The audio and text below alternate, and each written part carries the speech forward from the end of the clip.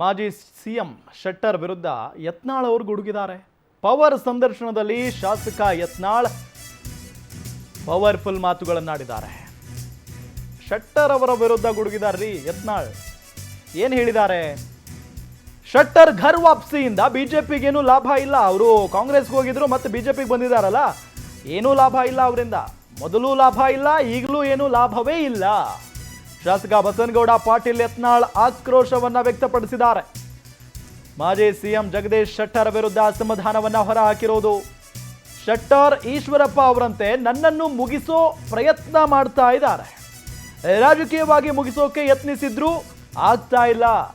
Power ಸಂದರ್ಶನದಲ್ಲಿ Yatnal exclusive ಮಾತನಾಡಿದ್ದಾರೆ. ಮಾಜಿ ಸಿಎಂ ಜಗದೀಶ್ ಶೆಟ್ಟರ್ ಅವರ ವಿರುದ್ಧವಾಗಿ ಗುಡುಗಿದ್ದಾರೆ. ಈ ಸಂದರ್ಭದಲ್ಲಿ ಬಸನಗೌಡ ಪಾಟೀಲ್ ಯತ್ನಾಳ್ ಬಂದರು, ಅದರಿಂದ ಏನು ಲಾಭನೂ ಆಗಿಲ್ಲ, ಲುಕ್ಸಾನ ಆಗಲ್ಲ.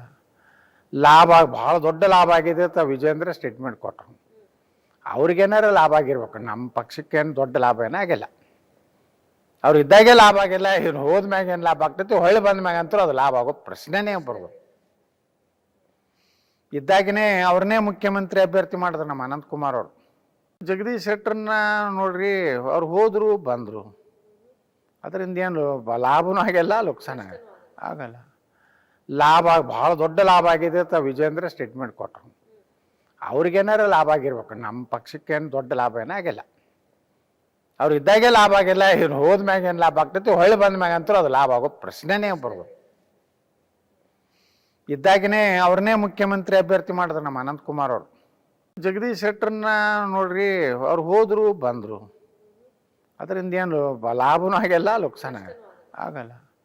ಲಾಭ ಭಾಳ ದೊಡ್ಡ ಲಾಭ ಆಗಿದೆ ಅಂತ ವಿಜೇಂದ್ರ ಸ್ಟೇಟ್ಮೆಂಟ್ ಕೊಟ್ಟರು. ಅವ್ರಿಗೇನಾರು ಲಾಭ ಆಗಿರ್ಬೇಕು, ನಮ್ಮ ಪಕ್ಷಕ್ಕೇನು ದೊಡ್ಡ ಲಾಭ ಏನೂ ಆಗಿಲ್ಲ. ಅವ್ರು ಇದ್ದಾಗೆ ಲಾಭ ಆಗಿಲ್ಲ, ಇವ್ರು ಹೋದ್ಮ್ಯಾಗ ಏನು ಲಾಭ ಆಗ್ತೈತಿ, ಹೊಳ್ಳಿ ಬಂದ ಮ್ಯಾಗ ಅಂತೂ ಅದು ಲಾಭ ಆಗೋ ಪ್ರಶ್ನೆನೇ ಬರೋದು.